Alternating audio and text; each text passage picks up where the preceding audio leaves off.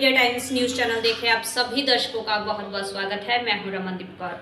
इस वक्त की बड़ी खबर आ रही है प्रयागराज से। क्या है पूरा मामला, देखने के लिए बने रहिए हमारे। पेपर लीक मामले को लेकर देश की राजधानी दिल्ली में कॉकरोच जनता पार्टी के द्वारा प्रदर्शन किए जाने के बाद देश के कोने कोने में प्रदर्शन हुआ, मगर युवा प्रदर्शन का केंद्र प्रयागराज देखने को मिला, जहां युवाओं ने जमकर विरोध प्रदर्शन किया, चाहे जनजी हो या फिर अल्फा जनजी। अब ऐसे में आगामी 2027 के यूपी चुनाव में युवाओं के प्रदर्शन का असर यूपी की राजनीति पर क्या होगा, ऐसे में क्या कुछ कहना था प्रयागराज के पूर्व छात्र नेता और छात्र नेताओं का, आइए दिखाते हैं। राजनीति का प्रदर्शन का यहाँ पर गढ़ बनता जा रहा है, 2027 में क्या भूमिका होगी? देखिए, ये हमारा देश जेनजी का देश है, अल्फ़ा का देश है, और इस वक्त जेनजी सबसे ज़्यादा परेशान है। आज हमारे देश के हालात बद से बदतर हैं। स्कूल हो गए, हॉस्पिटल्स हो गए, रोज़गार हो गए, इन सब के हालात बद से बदतर हैं। मोदी सरकार पूरी तरीके से फेल हो चुकी है। जितने वादे किए थे वो सब जुमले साबित हो गए हैं, और मुझे ऐसा लगता है कि इस बार बीजेपी के लिए 2027 का चुनाव बहुत मुश्किल भरा दिन होने वाला है, और अगर ये बेईमानी नहीं करेंगे तो ये बुरी तरह से हारने वाले हैं।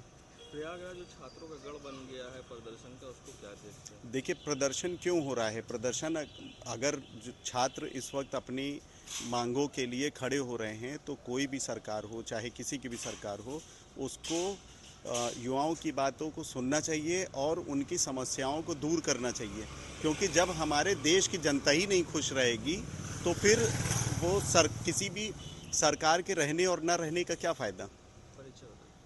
डॉक्टर अल्ताफ़ अहमद, आम आदमी पार्टी, प्रयागराज।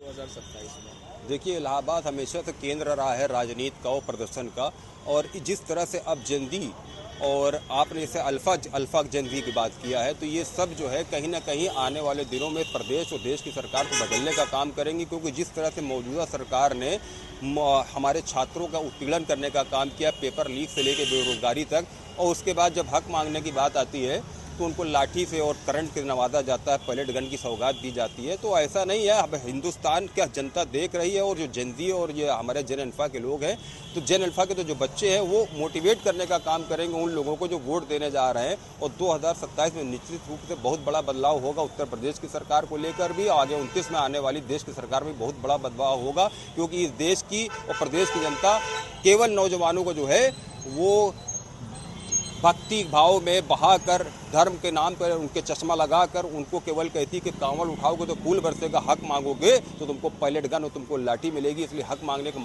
बात मत करो। जिस तरह से लाखों जब प्राथमिक स्कूल बंद करवा दिए गए सरकारी, उन बच्चों का क्या हुआ, टीचरों का क्या हुआ, इस पर कोई जवाब सरकार नहीं दे रही। तो सरकार केवल और केवल जो है आज छात्रों को बेरोजगार बनाने के लिए काम कर रही है। उनसे सवाल ना पूछा जाए, इस पर काम कर रही है। अपना हक मांगने के बात पर उनको लाठी मारी जा रही है। तो निश्चित रूप से बदलाव आप देखेंगे 27 में 29 दोनों में आपको दिखाई देगा। उस देश और प्रदेश से भारतीय जनता पार्टी की जनता की सरकार को ये जेनजी और अल्फा उखाड़ने का काम करेंगे। तारिक खान, राष्ट्रीय सचिव, समाजवादी पार्टी। देखिए, इलाहाबाद विश्वविद्यालय का नौजवान छात्र अपनी पढ़ाई लिखाई को लेकर बड़ा जिम्मेदार है, और जब भी पूरे देश में कहीं भी पढ़ाई लिखाई को नुकसान होता है तो इलाहाबाद के छात्रों को, यहाँ के जिम्मेदार नागरिकों को आहत जरूर पहुंचती है।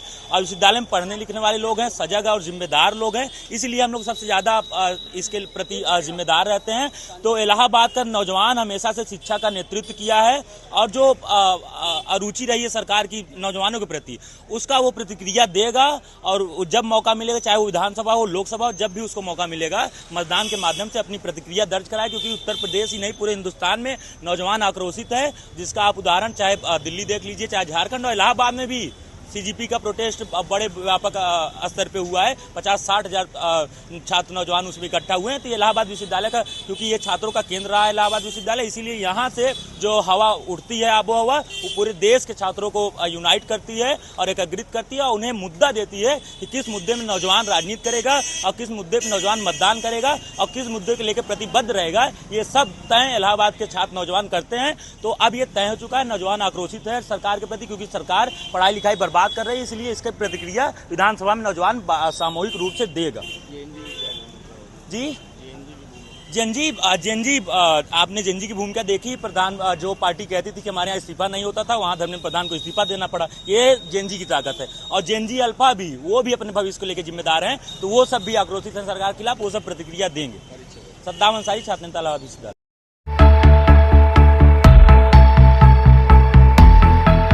संगम नगरी प्रयागराज में 12 रबीउल अव्वल पर जश्न ईद मिलादुन्नबी मोहम्मदी दावत उल इस्लामी का जुलूस शहर के विभिन्न इलाकों से निकाला गया।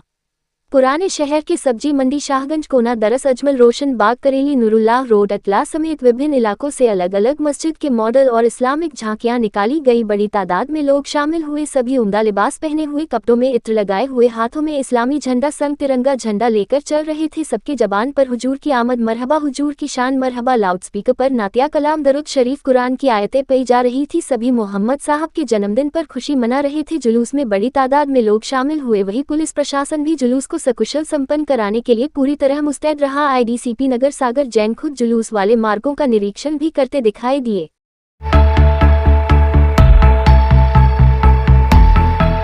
जाप को लेकर नाबालिग छात्रा की याचिका को इलाहाबाद हाईकोर्ट ने किया खारिज। प्रयागराज के अत्तरसुया स्थित टैगोर पब्लिक स्कूल की नाबालिग छात्रा की याचिका को इलाहाबाद हाईकोर्ट ने खारिज कर दिया है। न्यायमूर्ति जे मुनीर और न्यायमूर्ति इंद्रजीत शुक्ला की खंडपीठ ने सुनवाई करते हुए स्पष्ट किया कि स्कूल में निर्धारित ड्रेस कोड का पालन अनिवार्य है और यूनिफॉर्म तय करना पूरी तरह स्कूल प्रशासन की नीति का विषय है। पूरा मामला कक्षा -11 में दाखिले के समय का है। छात्रा ने स्कूल के ड्रेस कोड के साथ अतिरिक्त रूप से स्कार्फ यानी हिजाब पहनकर कक्षा में बैठने की इजाजत मांगी थी। छात्रा का दावा था कि वह कक्षा 6 से ही स्कार्फ पहनकर आ रही है और पहले कभी इस पर रोक नहीं लगाई गई।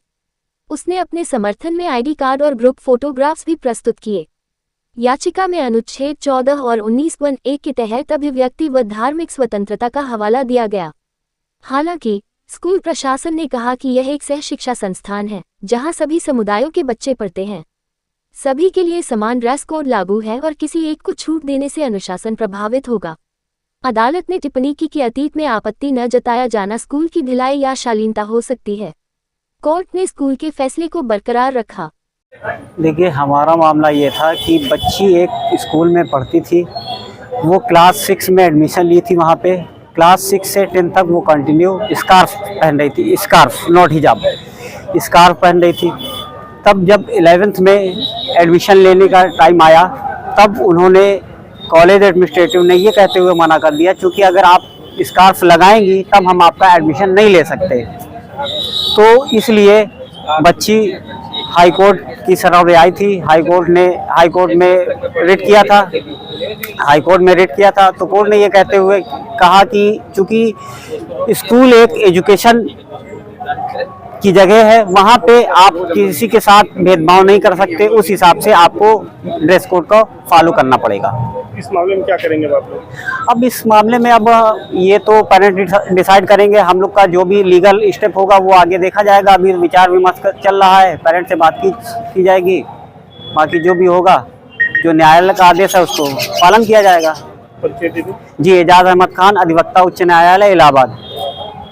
देखिए, ये कोई इस तरह का मामला नहीं था। यहाँ पर एक बच्ची, माइनर बच्ची है, वो क्लास 6 में एडमिशन ली थी। एक प्राइवेट स्कूल है, वहाँ पर वो कंटिन्यू स्टडी कर रही थी। क्लास 6 to 10 तक वो कंटिन्यू पढ़ी और वहाँ पर वो एक अपने हेड को कवर करने के लिए एक स्कार्फ पहना करती थी, तो उसको कवर करती थी रेगुलर। 11th में उसको रोक दिया गया, ये हवाला देते हुए कि ड्रेस कोड में, स्कूल ड्रेस कोड में मैनेजमेंट की तरफ से रोका गया कि आप स्कार्फ अलाउ नहीं है, आप स्कार्फ नहीं पहन सकती।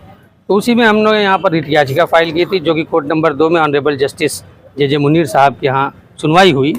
और हमने अपनी दलीलें यही देखी कि भाई चूँकि कोर्ट हमको परमिट करे कि हम चूँकि क्लास 6 से 10 तक कंटिन्यू वहाँ पर स्कार्फ में जाती थी बच्ची, तो उसको आगे भी उसी तरह से कंटिन्यू किया जाए।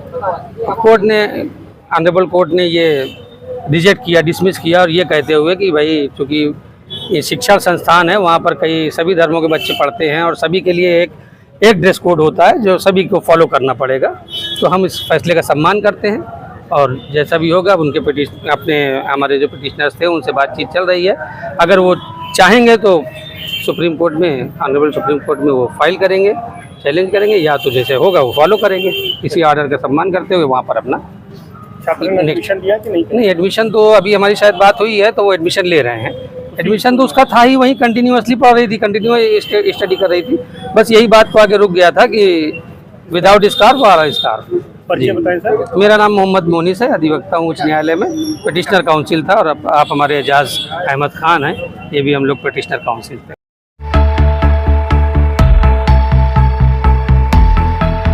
प्रयागराज शहर में जलभराव की विकराल होती समस्या को लेकर कांग्रेसियों ने नगर निगम कार्यालय पर जोरदार प्रदर्शन किया। कांग्रेस के प्रदेश महासचिव मुकुंद तिवारी के नेतृत्व में हुए प्रदर्शन के दौरान कार्यकर्ताओं ने नगर निगम के खिलाफ नारेबाजी करते हुए नगर विकास मंत्री के इस्तीफे की मांग की। प्रदर्शन के दौरान कांग्रेसियों ने अपर नगर आयुक्त अरविंद राय को ज्ञापन सौंपकर जलभराव की समस्या का तत्काल समाधान कराने की मांग की।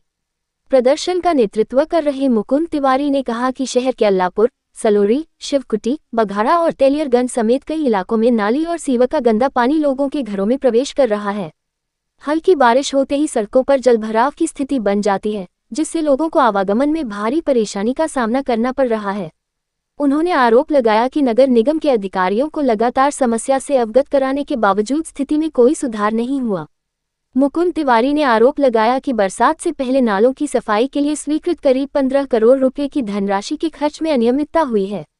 कहा कि यदि समय रहते नालों की प्रभावी सफाई कराई गई होती तो बारिश के दौरान शहर के लोगों को जलभराव की समस्या से नहीं जूझना पड़ता। उन्होंने पूरे मामले की न्यायिक जांच कराने की मांग भी की। पार्टी प्रवक्ता हसीब अहमद ने कहा कि पुराने शहर के जानसिंहगंज चौक, रानी मंडी, नखासकोना, करेली, गौसनगर और ऐनुद्दीनपुर सहित कई इलाकों में बारिश के बाद सड़कों पर भीषण जलभराव हो जाता है। कई स्थानों पर नालियों का पानी सड़कों पर फैलने से लोगों का निकलना मुश्किल हो जाता है। कांग्रेस नेताओं ने चेतावनी दी कि यदि जलभराव की समस्या का जल्द स्थायी समाधान नहीं किया गया तो पार्टी इस मुद्दे पर आंदोलन को और व्यापक करेगी। इस मौके पर मुकुंद तिवारी, हसीब अहमद, दीपचंद शर्मा, दिवाकर नाथ त्रिपाठी, अनिल मिश्रा, मोशून्य जाकिर, विजय सिंह, रेहाना बानो, बलवंत सिंह, स्वामी दयाल, उपेंद्र राय, उत्कर्ष केसरवानी, प्रेमचंद्र, मोशून्य आसिफ, उदय समेत बड़ी संख्या में कांग्रेसियों के साथ स्थानीय लोग भी मौजूद रहे।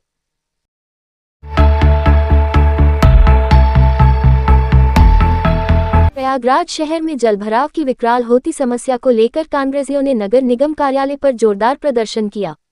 कांग्रेस के प्रदेश महासचिव मुकुंद तिवारी के नेतृत्व में हुए प्रदर्शन के दौरान कार्यकर्ताओं ने नगर निगम के खिलाफ नारेबाजी करते हुए नगर विकास मंत्री के इस्तीफे की मांग की।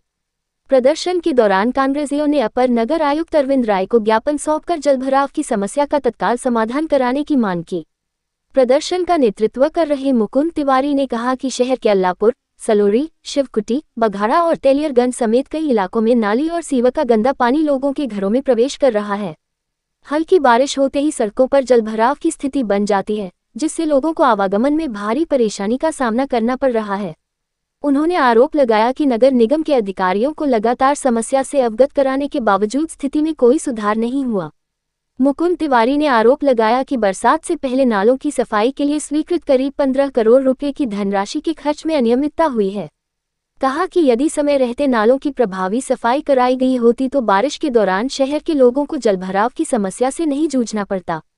उन्होंने पूरे मामले की न्यायिक जांच कराने की मांग भी की।